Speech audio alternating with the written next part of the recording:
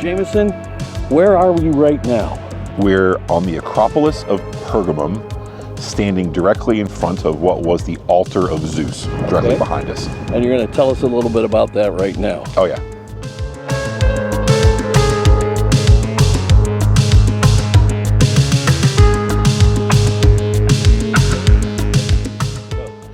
All right, so we're at Pergamum. This is the third of the churches of Revelation in Asia Minor. And probably the most shocking, startling thing that maybe that's said in the entire course of Revelation chapter 2 and 3 is Jesus' declaration to the church here. Because he refers to this place as, quote unquote, the throne of Satan, and then later as the place where Satan dwells.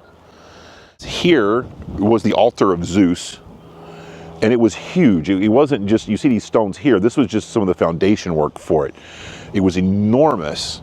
It wasn't just an altar, it was an entire like pedestal that was 30, 40 feet high, with an altar inside, columns above. So it was a giant thing, a wonder of the world sort of level temple structure.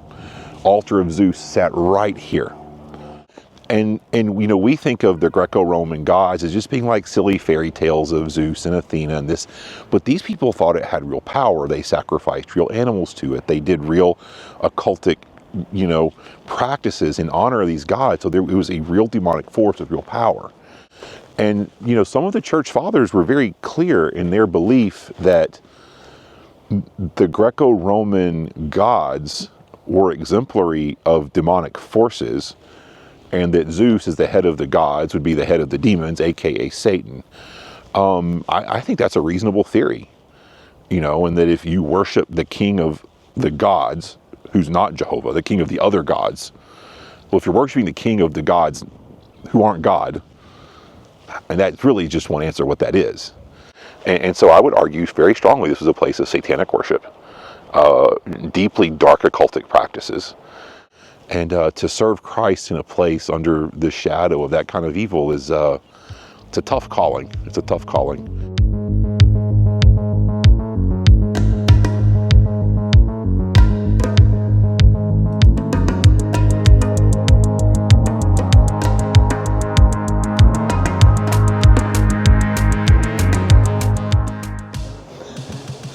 Well, you're in the steepest theater, one of the steepest ones probably ever built by humans, period.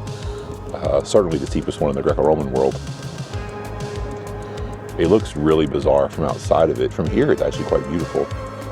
But you can tell it's really steep, and you have to imagine down there in this, you know, or the orchestra pit or whatever, how it's a strange angle.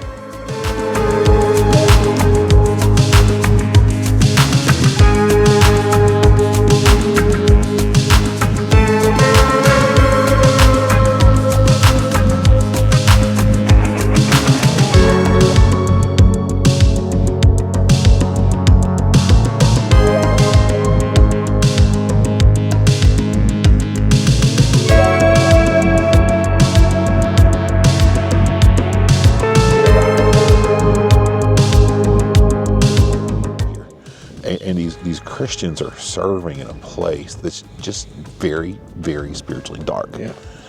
And in the New Testament, there are times when Christians are persecuted and they disperse, and God used that to spread the gospel. But there are other times that He called people to stand and to be a representative in and to a dark place. That's a tough assignment. Right. And there's one thing that stands out in this particular letter that I always think is so interesting, is you think, wow, it's got to be tough to serve in a place like that, a place that's so spiritually dark. And I'm sure you can think of places in our world that are super dark spiritual places. What would it be like to serve there? Well, here, I think there's a bit of encouragement in all this, because it says this. He says, "You're holding on to my name and did not deny your faith in me, even in the days of Antipas, my faithful witness, who was killed among you where Satan lives."